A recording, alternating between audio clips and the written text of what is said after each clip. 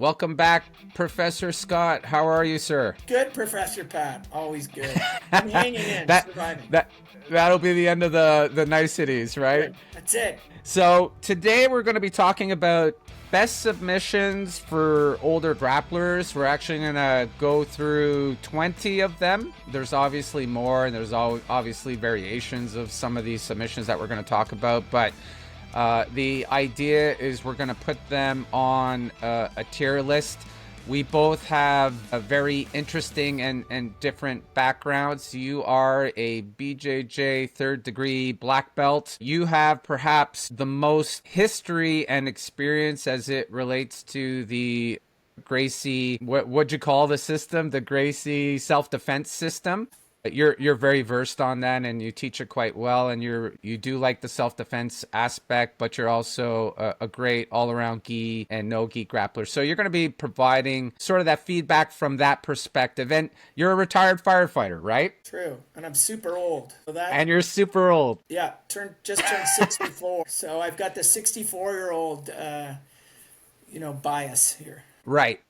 And what's also interesting, and again, you're one of the first guys that I thought about when I wanted to do this tier list, not just because you're so old and great at jiu-jitsu, but you've actually had to use your jiu-jitsu as part of your work effort, right, over the years? A few times been attacked while on duty by, various people under the influence of various things, yeah. So I've had to been tested a few times, yeah. So let's keep that in mind as we're kind of going through the list as well, because ultimately, we're doing jiu-jitsu not just to get in great shape and do the sport, but from a self-defense aspect. So I'll be giving my views from an old grappler, but more on the sport and tournament aspect, Yeah, right? you're a So competitor, I'm not, so that's... I've been a competitor most of my jiu-jitsu life. So that's the perspective. So let's bring up the tier list I just compete and with the show clock, the folks.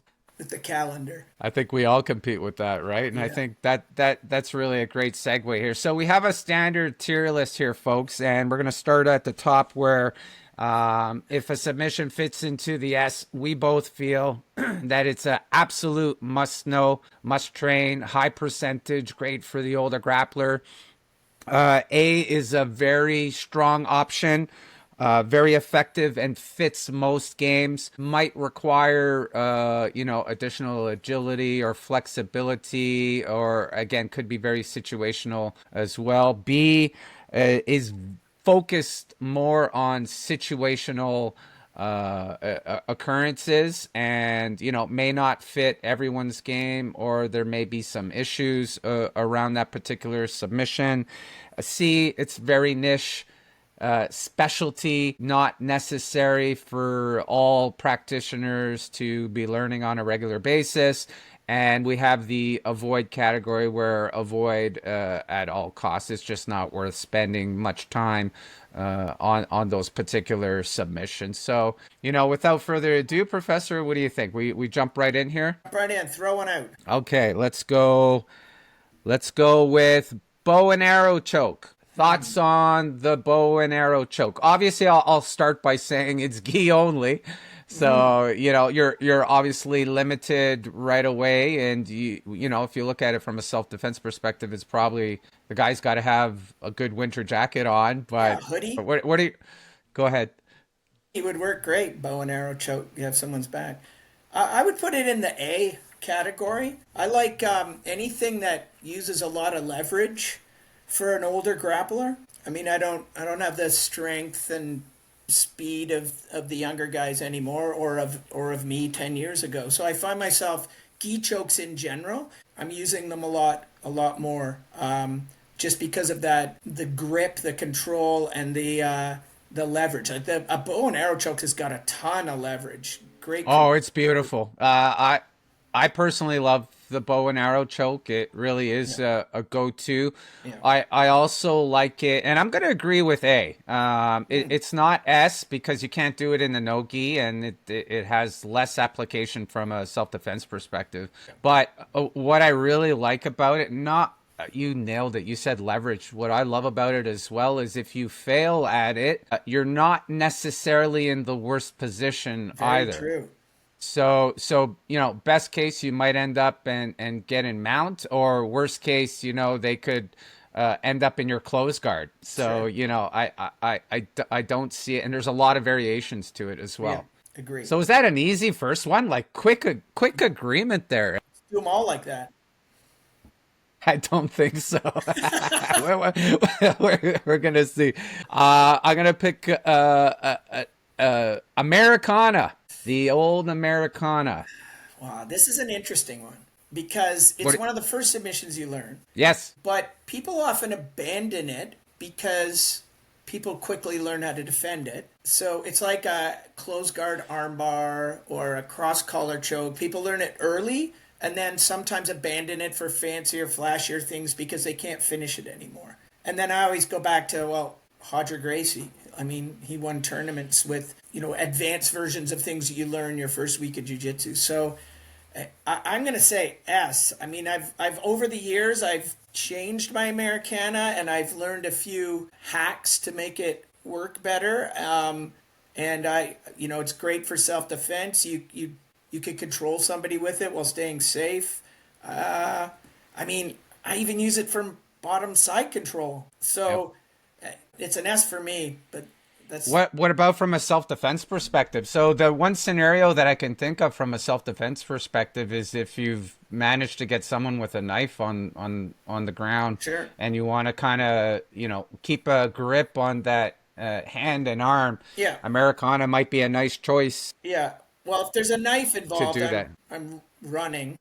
Yeah, well, that's the first choice. I don't run that great anymore, but I'm out of there. But yeah, for sure. Or even if you get somebody that's out of hand, out of control, you get them to the ground. You don't want to beat the hell out of them, but you put them in an Americana, and with a little bit of pressure, you can let them know that it's not a good idea to resist anymore. So you can do it from side control, from mount. You can stay relatively safe yourself while you're doing that. It's hard for them to hit you. It's hard for them to get out, and you don't have to break their arm. You can just control them. So I've even done it from close guard, but used it more to kind of trick them and yeah, position them into set something else a up. Yeah. different, yeah, My set favorite something else up. application of it is from bottom side control. Like Of course. as a 64-year-old guy, my guard gets passed. I have a white belt open guard now because of hips and knees, and everybody passes my guard. I always find myself in bottom side control. So, as soon as I block that crossface and switch quickly to an Americana, I think you and I did a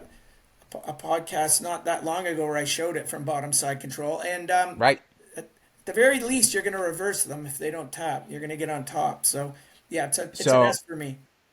I personally, I'm shocked. I'm actually shocked. I didn't think we would have too many S's, to be honest with you. But it's applicable in gi. It's applicable in no Right. gi. Yep. It's not going to get you in trouble if you fail. Sure.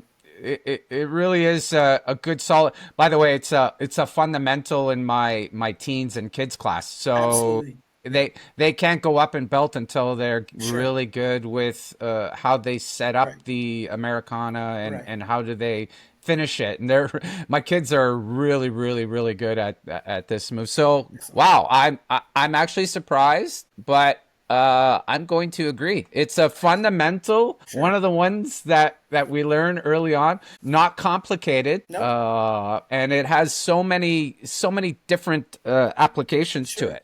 And it sets up other things. If they straighten their arm, you get a straight arm bar. If they bend it down, you've got a kimura. So Hey team, I've got something special to share. One of our favorite guests, Professor Brian Rafat, is hosting a seminar called Optimizing BJJ Performance and Longevity for Master Athletes. It'll be held in Aurora, Ontario at Wabi Sabi BJJ on Saturday, September 27th from 1 to 3 p.m. Spots are limited, so lock yours in today and invest in your longevity on the mats. yes. Let's go cross collar choke. There's so many variations of a cross collar choke. All right. But since From we're my talking perspective, yeah, specifically old guys, yes. I'm a big fan of any gi choke. My gi, their gi.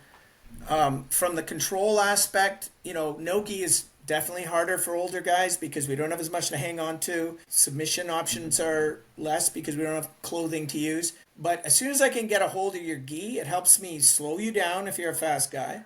And you've got one hand in deep, you've got 50% of a cross collar choke. So if you perfect your technique, I'm going to put it in with bow and arrow choke under A. I'm personally not a big cross collar player because I love no-gi so much. I do have my own personal demons with various flavors of it. I do like the Hodger Gracie one where you're over top from a mount perspective. Fantastic. That's the way to go. And again, it's part of the fundamental. Where did you say you would put it? I put it in A, and Yeah. specifically because what you just said about Hodger. Once I started playing with his version of it, my success rate on it went, and this was as a black belt. I didn't start, experimenting with it the Hodger way until I was a black belt, and my success went way up. So I would put it under A. Man, I was so lucky. Like, I had a coral belt show some variations of this Wow. from the mount, and I've been using Marcus Soros. I've been using his technique since. And that was at white belt that I learned that.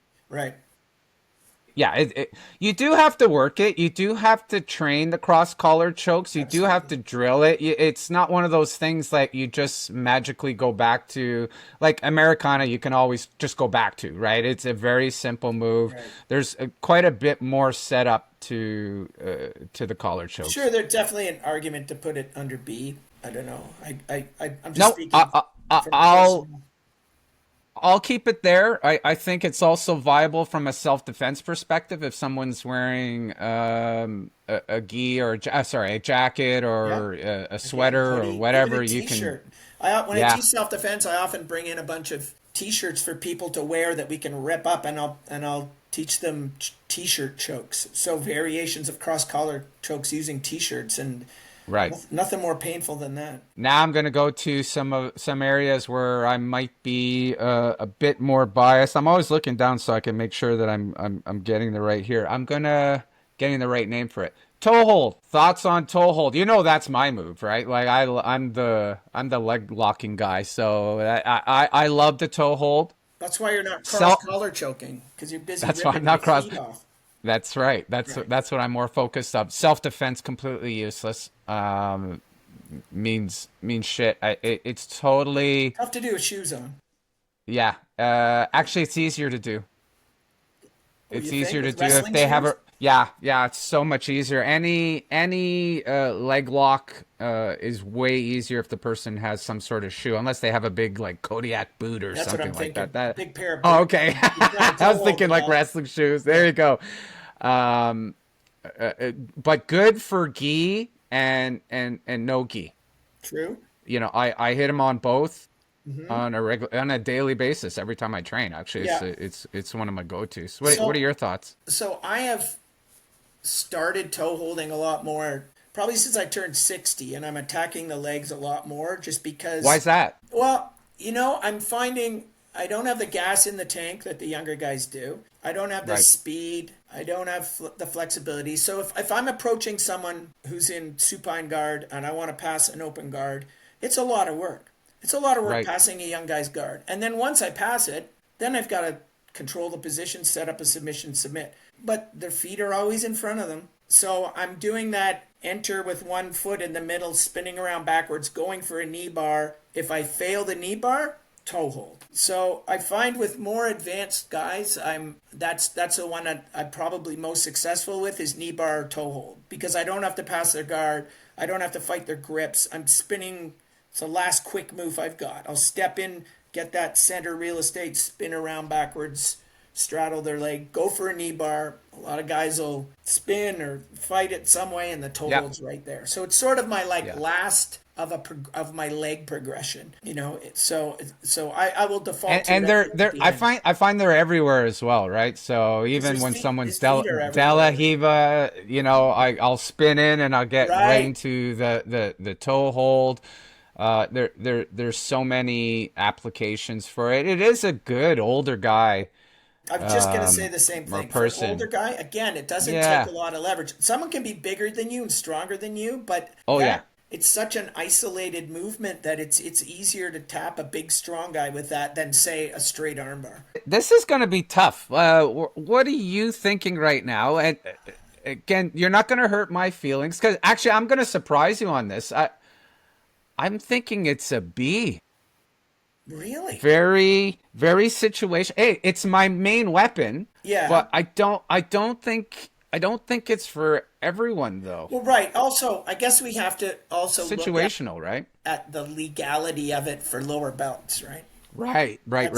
That's something to think about. So I guess you're right then, because not everybody can use it, and it's not always available. So just what he's referencing, not all areas allow toe holds for the lower belts. In IBJJF and some local tournaments, depending on the area you're in, you're actually not allowed to do toe holds until brown belt. Correct. But in our gyms, we do them. Everyone does them. So we do it at all belts gi and no gi because we don't. The philosophy is we don't believe in neglecting leg locks at the lower belts because then all of a sudden you get your brown belt, you don't have a clue what a leg lock is, right? So that's the theory behind our training. So what do you think, B or A? Yeah, I agree with you. I think B, just because it's not available to everybody, we'll drop it down one.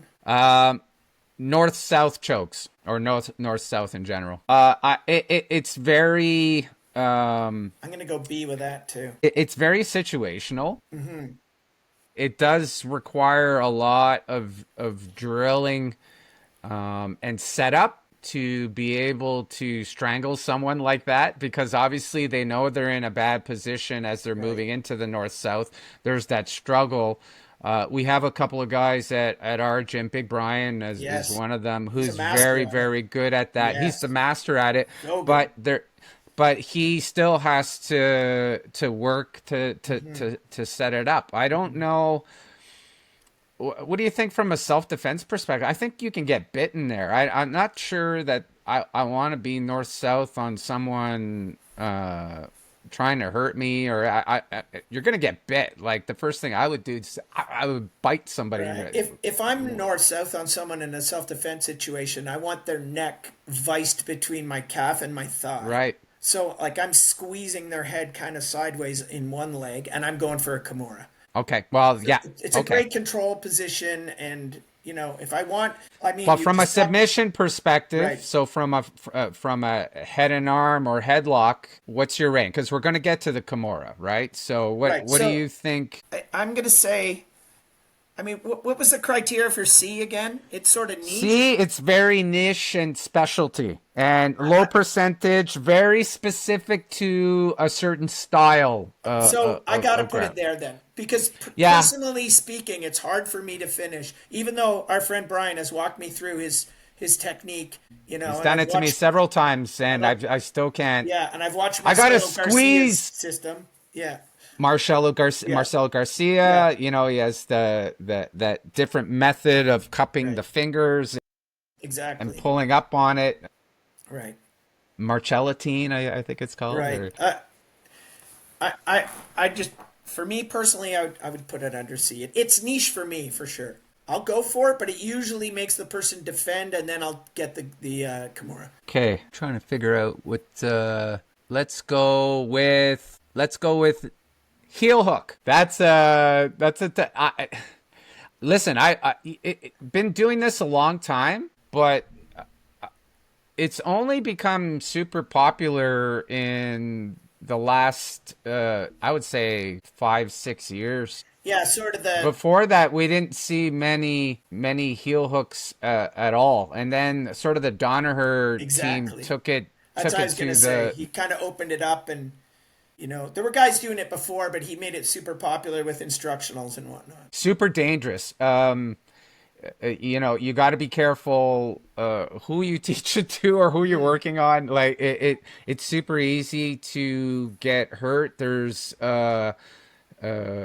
some heel hooks that I'm working on where you're bringing the leg over and you're kind of really isolating the knee and going, and they don't have any options to turn out of that. So when you get to that spot, it's tap or break, and you know, you really have to have a certain level of trust with your partner. I'll say this: the defense of heel hook defense in general has gotten way better, and the heel hook systems are very, very complex and very detailed. So if you're thinking heel hook, well, there's a whole system associated with heel hooks that you know, to get there. And if I'll say this, it's no gi. You can't do heel hooks in the gi. If your gym does it with the gi, then you're a bunch of assholes, because someone's eventually going to get hurt. I've seen, now in the self-defense part, I want your opinion on this, but I've seen, there was a video on YouTube years ago where two guys are on a basketball court and they get into a fight. I think everyone's seen that one, right? And they go, the guy heel hooks the guy, and the guy, you can hear the knee pop. Right? Yes. So, I mean, from that standpoint, yeah, if you're a good heel hooker, then absolutely it's self-defense, you know, applicable. Is it really though? Like, do you want to go? I guess if the leg is there, but is it something you really want to go to? You know. Is it a go-to? No, not for me. So, I mean, I'm in a very, you know, I don't compete, and I'm in a very, I would say, hobbyist-centered gym right now where I'm teaching. Yeah. And I don't have a heel hook game right now. So we don't have any brown belts. There's 3 of us black belts, and then it's sort of purple belt and down. So it can be dangerous. Who did I just read? A famous grappler has just said he thinks it should be made illegal. Was it Demetrius Johnson? Yeah, Mighty Mouse just said that. I was actually shocked he said that. Right. I mean, to come out and say that. Well, he's coming from an MMA gym where there are a bunch of freaking psychos. Like, they're always trying to knock each other out and rip each other. And again, I apologize, you know, to the gyms that aren't necessarily so extreme. But, you know, over the years, I've trained with a lot of MMA guys, and that's kind of the general attitude that they need to be successful to begin with. And I can see his point of view. He also does more gi now than no gi. Right. But I was surprised he said that. I was really surprised, actually. Yeah. This is a tough one for me because I don't really have a heel hook game. It's one of those things. I think it's C, man. My to-do list, you know. As I get older, my game has changed probably every 5 years as I get older. There's certain things I can't do anymore. And I start to explore other avenues, and I just haven't gone down the heel hook game. It's always it's on the back shelf. Well, if I can't do this anymore, I'm going to start heel hooking people. So I'm probably not very qualified to comment on it. For me personally, I say we're C. It's niche. It's very niche. It's specialty. Let's just leave it at that. You talk to some guys though, and it's their bread and butter. You know, they'll get in the ring and heel hook a guy in the first 8 seconds, and it's over. Yeah. But that breed is dying. Again, when you watch the top level, the defense is getting way better, and the complexity of getting to the heel hook is up a bunch of levels. It's still a good percentage from a no gi pro level perspective, but believe it or not, it's not the number one submission at the pro level that's happening. It's more, I don't want to get ahead of myself, but it's more arm bars and rear naked chokes are the number one at the pro level and at the world and Pan Am's level. Let's get to the next one, and let's go with anaconda. A tough one for me because it's one of my favorite chokes, from gi or no gi. I'll open with more detail. I'm an old wrestler, so getting a front head and arm is a go-to. Right. And this was a go-to for me, gi and no gi, at white belt, blue belt, and early purples. I've kind of abandoned it abandon it. I don't do it as much because the older I get, it does need a bit of explosiveness. If you want to, like, we call it gator roll. If you want to gator roll and kind of trap your leg and really cement the finish. I won a few tournaments on this move, so I'm really fond of it, but it's not as easy the older I get. So I was in my late 30s when I was really nailing. I was in the best shape of my life. So I could get my grip and rip, and it was very high percentage. But that percentage has gone down over the years. That's very interesting because I would have to say it's the opposite for me. Really? The older really? I get, the more I'm using anaconda. Whenever anyone's shooting my legs now and I'm sprawling and I'm ending up, on top of them as they're bent over, the anaconda's the go-to. I've done it my whole... I was interested in it early, and I guess I drilled it a lot early, so I was successful early. And it's one of the few submissions that's actually stayed with me all these years. It worked in my 30s, and it's working in my 60s. So I haven't had a reason to take it out of the arsenal yet. I actually will do it from standing, too. If someone shoots a double leg... Sure. I'll take it from standing, and I'll gator roll sort of as I'm dropping to my knees, and I could still do that probably because it's mostly gravity. It's not really, I'm not really being that explosive. I'm just kind of dropping to the ground and gatoring at the same time. So for me, it's a high success. Its application in self-defense, it's a head and arm choke. You could use it in self-defense. I don't know if I want to be rolling around on the ground upside down with someone. It probably wouldn't be my first choice. But, my first choice is not to go to the ground in a self-defense situation. 100% agree. But I would put it in a B for me personally. I still use a lot, and I'm as old as you're going to get, and I can still do it. So it's a B for me. I'll tell you what I go to it. Sorry, I said B. I meant A. Okay. It's an A. I'll tell you why I'm having trouble finishing it the older I get. So what I end up doing is I still grab it because it's there. It's easy to grab and it's easy to control. It's easy to, to kind of start the squeeze. And then I turn it into a cradle. Again, I'm showing my... It's a beautiful cradle, and I can just roll or push. Good for big guys. Like I just nailed this on a 230 pounder the last week. And what the hell again, are you doing rolling with 230 pounders? Haven't we talked about this? They asked really nicely, and I trust them. That we have some big guys that I really trust. Okay. So but I got the cradle on them, and I just pushed them over more than anything else. So you're thinking A. You're thinking A. For me, well, what if we don't come to consensus? Where do we put it? You're a higher belt than me, and you're much older, and so I'm going to show respect, because I'm in the middle. Yeah, I'll be honest. Like I'm in between A and B. Should the older guys here? I'll leave this caveat with that one, right? Okay. You need to at least try it. You need to at least work on it. Understand it's probably your best reaction and defense for double leg, single leg attacks.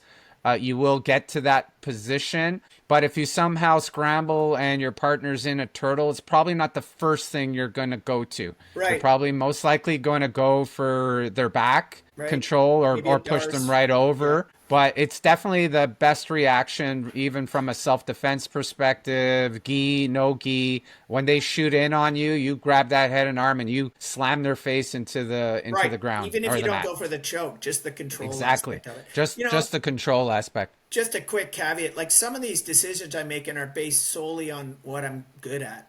Oh yeah. Same here. If I was to compare this to the guillotine, they're basically a head and arm situation or a head situation from the front. I'm just not as good at guillotines as I am at anacondas, so I would put guillotine lower just because that's my preference. Well, what a perfect segue. Let's talk about guillotines, and I'm completely the opposite of what you're saying. Right. Although I'm not as good at guillotines, so sometimes I don't get the arm. I can only get the head. Sure. Fuck. Oh, excuse me. Like, you can nail a guillotine standing, right? So yes.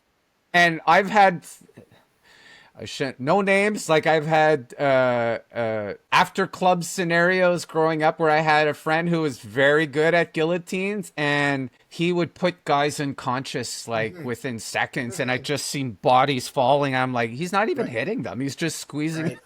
Squeezing their neck. He's not a big guy either. Well, he was built like a truck, but he was only like about 5'4", right? But if he got your neck, it was done. It was done. So it's not something you use as much? Because I really like Darces and anacondas, so I sort of default to them.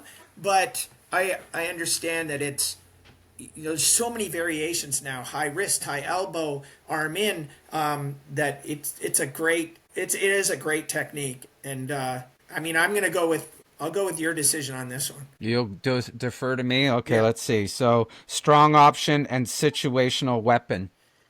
I mean, gi and no gi. Yeah, it's gi and no gi. Self-defense aspect to it. I'm gonna go A. Yeah, we might have to go through this. Maybe we got too many A's. Let's see. Let's see where we. There's not a limit. It doesn't have to be. Yeah, and I think you hit on something. We're gonna have folks in the audience that are gonna think we're completely insane with some of these decisions. But again, this is based off of our experience, and Absolutely. Together we've got almost 45, 50 years of jiu-jitsu, so right. and other arts. But we can only speak from our perspective, right? Correct. I mean, I'm a 64-year-old, 170-pound guy with certain limitations and injuries, and I can only speak for, I don't compete, and there's a certain amount of, I can only speak from my own perspective. Okay, let's go to the infamous wrist lock. This is going to be the biggest controversy of the whole podcast. Listen, I hate wrist locks. I detest wrist locks. Scott's going to give you his You hate being wrist locked. Yes. I hate the setup. Man, if someone tries to wrist lock me, like the intensity of the roll goes like from 1 to 1,000. I'm like, okay, it's on wrist locks. Perfect. I'm like, it's jail rules, right? Yeah. So we're going at it. I'm like, oh, you pull. And again, there's a difference between someone who's just, like, you're very cool about it, right? You kind of set it up and you kind of let me know, hey, look at what I got. As opposed to some younger guys that try to slap it on real quick, and it can be dangerous to do on a regular. I think it's important that we all have a bit of knowledge, but I'm having been in the situation a few times, you start recognizing the patterns of how you're being set up. But what are your thoughts in general of the? And I know you love doing them, so. Right, but I think you'll be surprised. I'm going to put it in a C. It's a niche situation. Very niche. I use them every time I roll, and again, it's my situation. I'm a lot older, slower, but it's like people give you your feet, people give you their hands. They're always reaching towards me. Grab my collar. In no-gi, grab my wrist. Perfect. I'll start a roll by extending my arm. Like I'll stand up, I'll extend my arm. People will take my arm, I'll wrist lock them. So the person for me, I don't always finish people with wrist locks, but it makes them react. They have to move. I'll use a wrist lock to set up a single leg. I'll use a wrist lock to clinch. I'll use a wrist lock to get somebody to let go of me. I use it to create movement. Movement creates movement, and I use it as a redirection, as a way to set things up. And sometimes I tap people with them. So it's like the foot. The wrist is always there. It's a relatively small joint, even on a big, strong guy. So if I use two hands against your one, there's a high chance that I'm going to be able to finish it. However, it takes a long time to get good at them. So I completely agree with that. Right, and there's an opportunity to hurt someone because it is a small joint with a limited range of motion. So I would put it in the niche situation there. Yeah, it's available for blue belts and up in most organizations.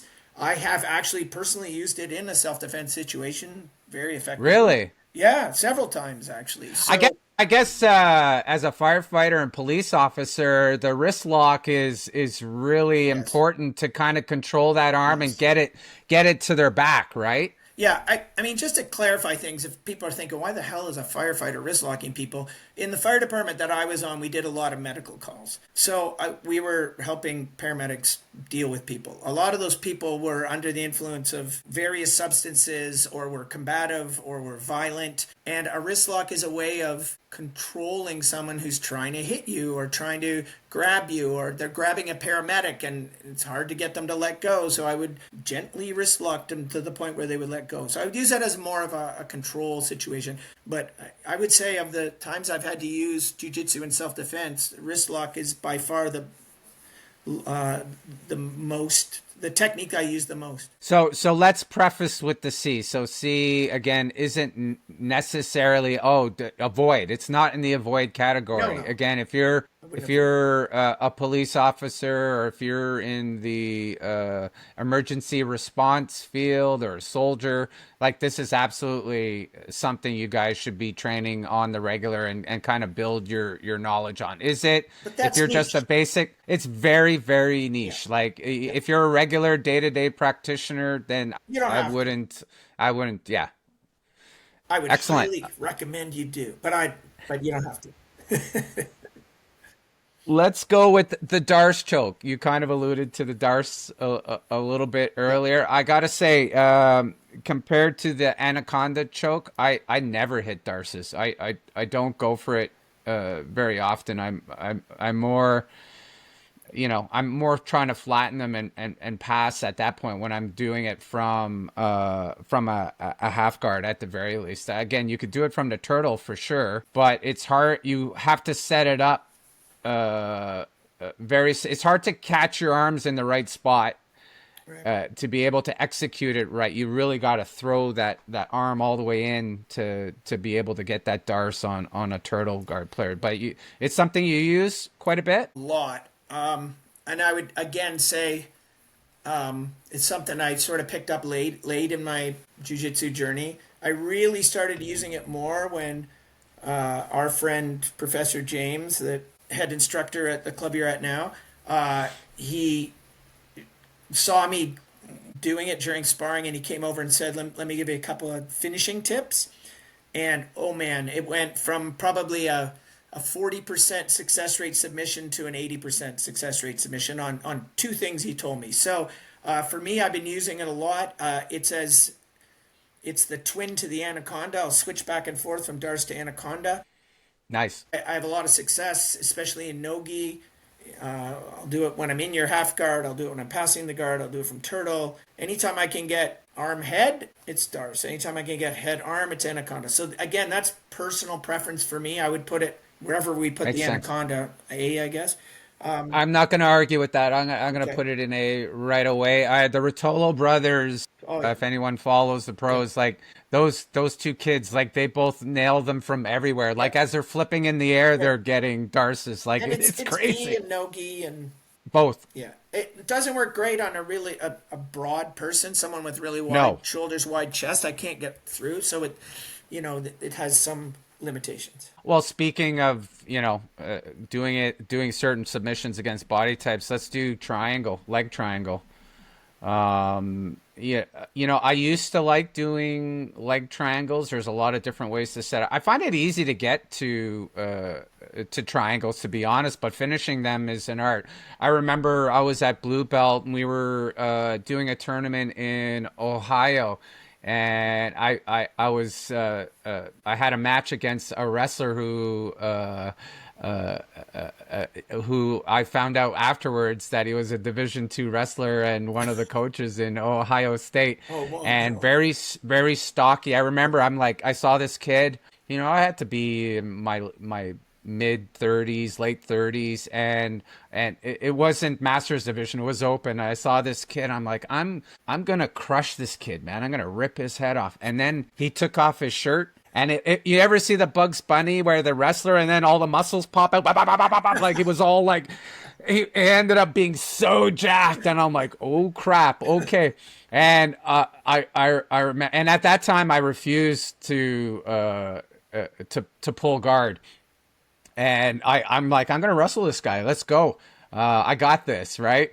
And I remember we're going for about 30 seconds to almost a minute. And I just remember blinking and opening my eyes and I was in the air. And then when he took me to the ground, I got the quickest triangle because he was a pure wrestler. I guess he got his blue belt because he was such an accredited wrestler. And I had him in a triangle. And then, 30 seconds, a minute, he gets out. I get him in another triangle. 30 seconds to a minute and he gets out. I think I had like 4 or 5 triangle attempts on him, but with the neck and the Sure. broad shoulders and that, Yeah, just and powered I out. just could not Yeah. finish it, and he powered out, and I lost 2-0, right? So trying, and again, I've also been doing a triangle on a much larger grappler, and again, I'm not the biggest guy, and when I was competing a lot years ago, I was between feather and lightweight, depending on the tournament. Man, when I would do it to a 180 to 200 pounder, they would just pick me up, right? So I'd have to hold on to Sure. the leg, make sure they don't.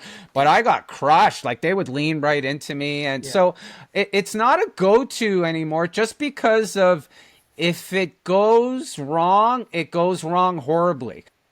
Right. You're gonna get crushed. There's a potential to get hurt, and the potential to get your guard passed rather easily if Right. you get crushed. What do you think, buddy? Sorry for the long story there. I mean, I agree with everything you said. I would say my triangle finishes are better in the last few years because I started playing with Danaher's system of finishing Sure. triangles. It uses, you shift off of their shoulder sort of more onto their tricep so that you're not. It's great for people with short legs or if you're triangling someone with wide shoulders. Once I started doing that, my finishes went up. Harder for me to get these days. Harder for me to get one arm in, one arm out. Because of the whole slamming aspect, I know people do use it in self-defense. I don't ever want to be on my back in self-defense. If I don't want to get my balls bitten if I'm No. setting it up wrong. If I Like ever am in that situation, some big drunk guy picks me up and slams me, I would rather not. So, B? yeah, Yeah. that's what I was thinking, buddy. Okay. B right away. All I right. was B or C. B, you need to learn it. Yeah. Because it is part of our art. Sure. It is one of the fundamental Yeah. submissions that we all learn. Yeah. You'd be shocked when you train it quite a bit, how easy it is to get there. But sometimes you may discover it's better to avoid or move on to something else. So we'll leave it to you. We'll leave it at B. Okay, on to the next one. Omoplata. I'll start. I love omoplatas, but not from a submission perspective. I tend to sweep more from omoplatas Right. I would agree than with that. submit. So especially bigger guys, it's hard to kind of flatten them to get their chest to the ground to be able to get the right crank on the arm that you need to actually get to Right. the submission. But it's super easy to kind of use a bit of leverage and kind of either trick them to roll or roll over one or the other. I still use the Eddie Bravo rubber guard and gi and no gi. And again, I hit it a Setup. few times Yeah. last week. I still got that flexibility in my I legs do to not. do the rubber guard, and it seems like people forgot how to defend it because the rubber guard was like a huge thing. And I remember I bought the book and I studied it, and and everyone was doing it in every single competition, but then everybody got wise to how to defend it, which essentially means if someone is doing rubber guard on you, you kind of move your body up chest to chest, so it's harder for them, for the less flexible people to do it. So from a submission perspective, it's not high on my list, but it's a must know from a sweep perspective. But we're talking about submissions here, not sweeping. So what are your thoughts? So, my only prejudice with the omoplata is I'm not good at it. So for me, it's niche. I'll take it if someone it's a target of opportunity. I mean, I gotta admit, most submissions these days, I'm not going out hunting submissions anymore. I'm not forcing my will upon 25-year-olds anymore. I'm playing a very mellow defensive game till they feel overconfident and they give me something and I take it. And that usually isn't omoplata. Sometimes it is, and I'll take it when I can get it. But like you said, I'll sweep with it. I'll use it to get to something else. But for me, it's niche. For me personally, it's C, but I can see an argument in putting it in B for sure. I'm gonna say B, and I'm gonna stand strong on this one. I'll tell you, if you got guys in your, I gave you the story about the wrestler. If I was better at omoplatas, Right. I should have omoplated that guy. So, and I'm allowed to, we have a limit of how many swears we can do. But okay. if someone wants to wrestle fuck me, Yeah. omoplata is the answer, Right. Because a wrestler's got to get low, and they got to stay low, and they're gonna drive up. So if I can get my hips out and get my leg over, I find omoplatas are really high percentage, not from a submission, but from a sweep high percentage against wrestlers. So I'm going with B, buddy. I live with that. Okay, Kimuras. What do you think? I'm throwing it up in S. Really? Yeah, fantastic. Let's leave it there. Let's talk about it for a second. Okay, so great from standing, great from several positions, from close guard, from side control, from mount, from north south. Great in self defense, a great control technique. I do a one-handed version where I grab your clothing or your gi, and control you that way. It's great leverage against a stronger, bigger person. It's what jiu-jitsu is all about to me. I'm an S.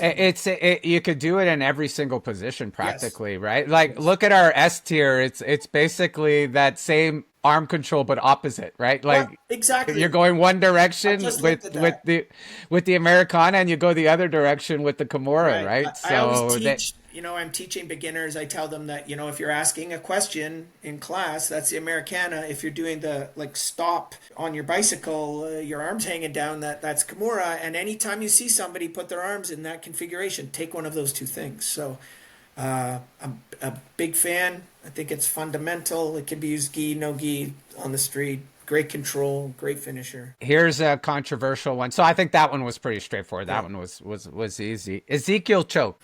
Can't do him in no gi. Oh yes, you can. Yeah. There is haven't spent much time. A little tougher. I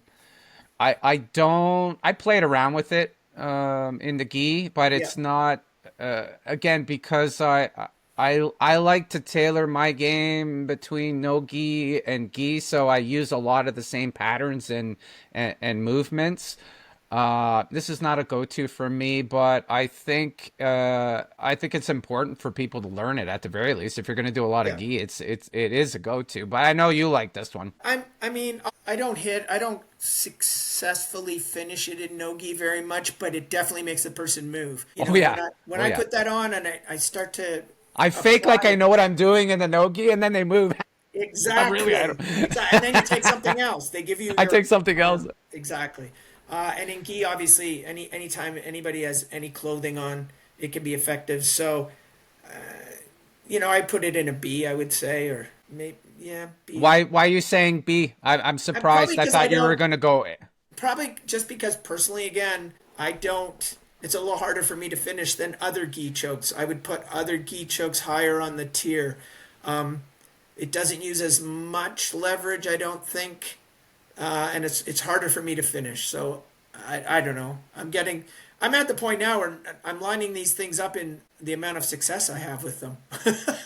Now we have loop choke. You would think I would use these a lot because I love gi chokes, but I don't. I played a lot with it. I played a lot with it from my butterfly guard. Interesting enough, there's a few variations. Yeah, it's there. My success rate wasn't very good though. Like what it did for me is, man, when I go for a loop choke, part of the challenge in the butterfly guard is if you get the low guys that are trying to kind of wrestle you and move up your legs and staying very tight to you, which is the best way to pass that butterfly guard. I need a way to get them to sit up. An attempted loop choke works beautifully, right? So, I kind of wrap it, and then all of a sudden they're like, oh, he's going for loop chokes. I'm going to start posturing up. So it definitely is a great way to get the movement or position or posture that I'm looking for. But as far as I did work it for a couple of years there. As far as completing it, I had a rough time. Like, it was low percentage for me. I know some people live for the loop choke. There's a couple guys I know that love it. Is it something you've played with? No, I'm exactly like you. I played with it for a while. When I was younger, I would get them more. I would say, since we're talking about an older grappler here, you have to be fairly quick to throw that loop over. So I'm like you. I don't succeed at them. It'll make somebody move again, but I don't. My success rate has gone down with them, and I find myself as I get older. I mean, we got to remember that's what we're talking about, right? The older Yeah, grapplers. So this is older grapplers. Yeah, there's some things that 35 and over. I let. 35 is old now. So Yeah, I know. just I just let certain things go. Like rather than just, I was having a hard time accepting that it was easy to pass my guard. So I just worked guard retention. In my late 50s, I'm really hammering guard retention. And I finally had to admit, I just have to admit that my physical abilities aren't what they used to be, and people are going to pass my guard no matter how much I work my guard retention, and I've got to work what to do once they pass my guard. So it's the same thing with some of the faster submissions. I'd have to realize it's time to move on to something else and get better at something else. So for me, as an older guy, I'd put it as a B. I'm going to agree. I was thinking B or C. Yeah, B or C. I mean, not really niche, but I mean, for me, it's niche. I don't use it that Man, much, but it's more of a specialty yeah, thing. You could you say can get an old guy who's situational. good at them, though. Yeah, let's go C. Okay, Do fair you have enough. do you have an issue with that? No, Okay, no. let's go C. It's B or C, folks. Arm bars. Arm bars. I obviously it's a staple. It's a fundamental Yeah, thing. it's a big, wide topic, though. Emika Gaval is renowned for gi and no gi and catching arm bars like literally Right, everywhere, right. like flying. You got they're just everywhere. What are your thoughts? So, if we're only going to talk jujitsu, it's an S. It's an S, right? You get an arm and you break it. Yeah, Like it's a no brainer. It's either tap or snap, right? So, as for the kids, it's an instant tap because the ref, as soon as the arm is sure. straight, it's done. How is it from a self defense perspective? Is it something that would be a go to in disarming somebody? I've seen some videos where cop got an armbar. Yeah, I just can't remember how it finished. But yeah. what do you think from a self defense perspective? So, yeah, effective. You'll see it in, if you're watching jujitsu in real self-defense situations on YouTube, you'll see, especially cops, they'll armbar someone. You can, you'll Yeah, break someone's arm. They'll drop whatever they have in their hand. It'll you're not affect them. taking them out, but it'll You're not taking definitely them slow out. them So down. when I teach self-defense, my opinion, I lean towards putting them to sleep rather than breaking something for two reasons. One, you're not permanently damaging the person. Not all self-defense situations are full on, they're trying to kill me, so I'm going to kill them. It could be a drunk uncle at a Christmas party who just got out of hand. Like sometimes you just want to control somebody. So I prefer choking somebody. If you choke somebody in a self-defense situation, in my experience, the fight goes out of them before you put them to sleep. They become, They recognize they're that, in hey, trouble, they I know it, could die here. they don't know how to get out of it, and they give up a lot of times. In an armbar, people will fight a lot. And I've seen people with multiple broken bones who are still combative. They're on some sort of substance, and I saw a guy who turned out later he had a broken spine, and he was still fighting Wow. police. So you can be drunk enough or high enough that a broken arm isn't going to finish it. So it's my second choice in self-defense is joint locks, to finish somebody, but to control somebody, it's very good. I would put it in S myself because, like you said, it's gi, it's no gi, it's very fundamental. There's so many arm bars from so many positions that it's in no way niche. It's, It is one of the higher percentage ones when you look at the highest level of jiu-jitsu and gi and there no you go. gi. So, Right. again, it's an option from a self-defense perspective, but shouldn't There be you the go. first. I completely agree. All right. Chokes are the way to go. Good. Knee bars. Where did we put toe holds? I forget. Wherever. Toe holds are in B. I would, to me, a knee bar Specialty. is, I always go from a knee bar to a toe hold. So if my knee bar Yeah, fails, I same go to a here. toe hold. As an older grappler, though, I would say explore the knee bar. Again, I'm going to pass your open guard. God, that's a lot of work. I only have so much gas in the tank. I can spin around and knee bar you and finish it. What a great option. So when I started playing with that option and got better at different entries, there are so many sneaky entries to the knee bar, from half guard, from guard, or from side control, from knee on belly. There's so many sneaky entries that once you find them and you drill your finish until you're good at it. I personally love them. But I understand that not everybody does. They're not legal for everybody at this point. And so Not till brown belt. Yeah, so I would throw them in with toe hold. To me, it's part of the leg lock system. Absolutely. It usually is the entry to a lot of leg locks, Right. As well. And because if you fail the knee bar, you're usually in ashigarami or honey hole, or you're in an interesting position where you can either attack the ankle lock or the toe hold, or even the heel hook. Yeah. So it's the beginning of everything. I do find it's, perhaps for me, anyways, it's the easiest one to get out of.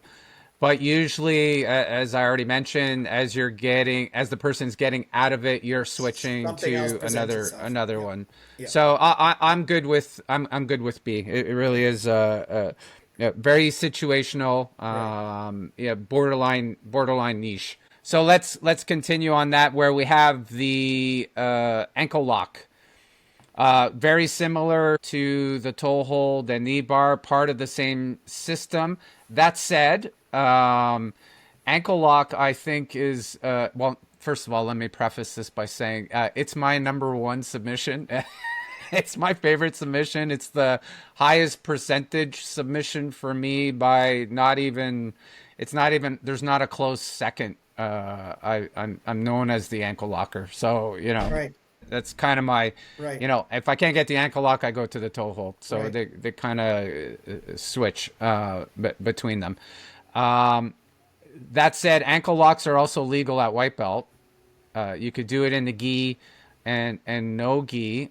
Useless from a self-defense perspective. Before I give what I think we should rate it, what are your thoughts on ankle locks? I agree with everything you said there, except your last sentence. So, I'm the same way. I've gravitated towards ankle locks. Again, I approach you, you've got an open guard, your foot is right there. So many people put their feet on your hips and give you that ankle lock. If you develop a good finish that works for you, there's several ways to finish a straight ankle lock. But if you find one that works for you as high percentage, you will find people's feet are available from every position. So you and I have taught on a Friday night Q&A session. We've taught ankle locks, and you and I have the same kind of knee across to the outside finish that we sometimes do. And so I agree with you. Michael, it's also known as a Michael Musumeci. Okay. Has that variation. So I love that, and I would agree that right now at 64 years old, the straight ankle lock is my highest percentage finisher. For you as well. I tap more people right now with a straight ankle lock than I do with anything else. Probably not as you probably. It's a higher. Maybe like 60% of your submissions are. I still do a lot of gi chokes, but in no gi, absolutely, 100% is that I grab that foot and I ankle lock them. The only difference I would say is it works in self-defense. Does it? So you've knocked someone to the ground and you approach them and you grab their foot and you stomp on their groin with your other foot. And, instead of going to the ground and controlling their knee, you can submit the guy and make him just give up by putting a standing You can do a standing ankle lock. Yes, I've done that many times. Sure. I never thought of it from a self-defense perspective. Absolutely. And that's more of I'm just going to make them comply, Yeah. I'm not going to I grab their foot. You're not breaking it. You're just saying. No, I'm just making them comply. So it has sort of a niche use in self-defense. But I'm going to go with you on the straight ankle lock. I would actually put the straight. I think that one of the problems in jiu-jitsu right now is the straight ankle lock. You can use it at white belt, but not enough white belts are using it. So I agree. I agree. even though I'm not a tournament guy, I always advise my blue belts and white belts to get a good ankle lock because no one else is Oh ankle yeah. locking. Oh yeah. Listen, quick story. I know a couple, they're now black belts, but there was one kid specifically, I watched him grow through the ranks. He went to every tournament as a white belt and ankle locked everybody. Every Perfect match, he strategy. ankle locked. And I remember I love this kid because I was doing it at blue belt, Perfect but not strategy. as effective as that kid, right? You've convinced me that it's probably an S because I was would. going to argue it was an A, No, I would. but it's an S. I would an S. Wow. Yeah. Let's go arm triangle. What do you think? Love it. Gi or no gi. You can do it against, somewhat bigger people. Some guys are so huge Oh, yeah. you can't do it too. But Wow. there's a lot of leverage to it. Applicable in self-defense. It's either an S or an A. I completely agree. It's an SRA. It's a choke. It's applicable in self-defense. I do it from close guard. Interesting. I'll two on one Interesting. their arm, pull it Yeah. over my shoulder, sit up, Yes. and shrimp out to the side, and then I can use it as a sweep, or I can finish them. Well, funny enough, I haven't seen the complete Danaher video, but he just released a new instructional, and there's some head and arm variations that from the butterfly guard that are super Right up cool. your And alley. oh yeah, no, I'm definitely gonna have a closer look. I'll probably do a review on the channel on it. But Nice. so I again, the other thing that you need to think about, even if you do it on a bigger grappler and it fails, you're not in a bad spot. Nope. Like if it fails, you're still in wherever you got it from, right? It's not the most horrible spot. Yeah, and I like submissions like that where if I screw up, I'm okay. I'm all about that. I'm all about calculated risk, right? And I think, is this an S What's or the an A? difference between S and A again? S is everyone must learn and train. It's high percentage, it's safe, it's reliable. A is strong option, very effective, and it fits most games. Either one. Yeah. Yeah, A's Okay. fine. Yeah, A's Yeah, good. let's do that then. Yeah. And last but not least, I think this is an easy one. Like, let's just put this in S absolutely. right here. Absolutely. Rear naked choke. Yep. It goes without saying. Yep. Gi, no gi, self-defense. Yep. If you, I left it last on purpose, Scott, so we can talk a bit about it. But there's not much to say, really. It's the most effective technique in Brazilian Jiu-Jitsu, hands down. Period. End of story. Thoughts? If you ask somebody who doesn't know much about Brazilian Jiu-Jitsu, do you know any moves from it? They're going to say either the rear naked choke or the triangle choke because they've seen it on TV or movies. They've seen and that's what made it recognizable. I've used it more than once in self-defense situations. You're safe. You're behind the person. If you tuck your head so you don't get head-butted, you do not have to put them to sleep. I've never gone to the ground with it in a self-defense situation. It's always been from standing. The kind of you take their knee out and you walk them backwards so they're clotheslining themselves.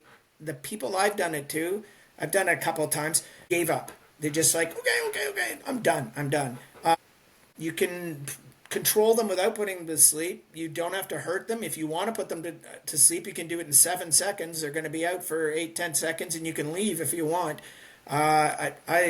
I love it. My problem with the rear naked choke is getting the back in a sparring situation, but once you got it, there's all sorts of techniques for getting the hand in there if they're defending. It's the king of submissions in jiu-jitsu, I think. It really is a variation of it because sometimes with the gi, it's hard to get under the chin. You can do sort of the mateleon where you're kind of just more doing a crunch. Yeah. That tends to suck the life out of people as well because it's quite painful. Sure. It's definitely a nice option. One of the funny things about rear naked chokes is probably the technique we see in movies done wrong. Yes, exactly. I don't know if you're like me. It's like across the throat, or the top of the head, or just bizarre Sure. grips that they have, and the first thing is like, that's that person does not know how to Right. do a rear naked choke. And then all of a sudden you'll see someone do a good one. You're like, yeah, man, that's how you do a rear naked choke. Right. And it's very common to see it in movies now. Right. Also, interestingly, with this choke, you can do anything from just control a person and just put a little pressure on just once in a while to let them know you're in control, to literally killing them if you hold it long enough. Yep. So it's Yeah. it's You a have to be do careful. everything kind of technique. Yep. Look at that. Excellent. We don't Look at have that. any avoids. Yeah. Isn't that interesting? You Okay. have to learn a bit about everything. So if you were to open up this and not just talk about, just for the older grappler, not just submissions, but are there things that an older grappler should avoid, do you think? As far as, like, think about takedowns, think about positions, anything. Do you think someone should avoid something as an older grappler? There's a lot of things they should be avoiding. I think the older you are, the less explosive stand-up techniques you should be using. I think 100% stand-up, agree. you're not going to be doing, explosive doubles, Exactly what I was thinking. any day soon, because that'll literally, you're going to get hurt. I'm so surprised you said that, because I was going to say, for me, I'm not a wrestler. My days of shooting on a young guy are over. I'm I'll done. arm drag to a double. Arm drag all day. I'll trick them with a wrist lock and double them. I don't shoot from, arm's distance away anymore. I thought, well, I don't even bother. you're a wrestler. You probably Scott, still do. I don't even bother with going to doubles in any situation. Right. So if I'm going to go with Look how mature with you this, yeah, I know, because you know what? Here's the real story. I was a purple belt, and I was rolling with another purple belt who happened to be around 280 pounds of solid muscle. Right. I was still cocky, are. Right. and I went in for a big double, and he wasn't expecting him to be so dynamic, high level rugby player. Stuffed you. Just he stuffed me, but I hurt for like 2 weeks after that, and I could never, really regain my confidence with the double after that. So I was very tentative. I still got my doubles along the way. When I was growing up in wrestling, the style that was taught to me was more high crotch. So we would go high crotch single, high crotch double, and I'll still do high crotches. I'll still do singles, but I won't switch it to a double anymore, just to kind of save my body and save the devastating effect. What's nice about singles is you can get away from them easy, right? If you're not married to the position, right, you could just let go and kind of get away and reset. Where a double, if you're not committing 1000% of your mind and soul to a double, you're not going to get it. Right. Yeah. Yes. So yeah, I would the avoid days that. of blast doubles are over, I think. They're done. Yeah, They're so done. I would totally agree with that. And then the other thing I would avoid, I got some advice not that long ago. Probably I was like 59 or 60 or something. And I was getting hurt a lot. Probably my late 50s. I was getting hurt a lot. And our friend James said to me, man, why aren't you rolling in your weight division? And I mean, he's a high-level competitor, so Yes. as he approached a tournament, he would only roll in his weight division. One, because that's who he's going to be fighting, and two, to avoid injury. And I took his advice. I don't know if it was ego. I always talk about ego. Leave your ego at the door, but we all still have ego. And I was always one of those guys. I'm going to roll every round, and I'm not going to say no to anybody. I'll roll. That's the old school mentality, right? I'll roll with a 22-year-old who weighs 250 pounds. Well, once I sometimes you need somebody else to go, hey, what are you thinking? Try this instead. And I started rolling with people in my weight division more. It's almost impossible because I teach for me to stay that course. Sometimes there's not enough people in class, and I'll roll with someone to help them, but I don't go hard. And but if you can avoid people who are much heavier than you, if you look around the club and there's a very young, explosive person that's working towards a tournament, don't roll with them. Don't roll with them. If you're at a club where you can't choose who you roll with, find another club, especially if you're an older person. I also completely don't agree. roll every single round anymore. I'll recover. I'll roll 2, sit 1 out. I'll roll 1, sit 2 out. It depends on how I feel for the day. Sometimes if I'm teaching and I've got to watch people roll, sometimes I won't roll at all. So you have to. Recovery is super important when you're older, and you've got to. I know you had Brian Rafat on recently talking about older grapplers and how they need to look after themselves. And I think rolling every round with everybody is a recipe for you to end your jiu-jitsu career. We've all had some major injuries, and one thing you learn from that is if you want to stay long in this game, you've got to play a smart game and look after yourself. So I try to stay. I don't stay in my age division. There's nobody in my age division, but I'll stay in my. I try to stay in my weight division. Right on. Yeah. Those are some great words of wisdom, Professor. So thank you for your time today, folks. Always fun. There's your tier breakdown for submissions for older grapplers. Had a great time. Some really great insight there. Thank you, Professor. Our opinion. Our opinion. Yeah. But again, that's years of experience. So if you guys have any thoughts, please put them in the comments. Yeah.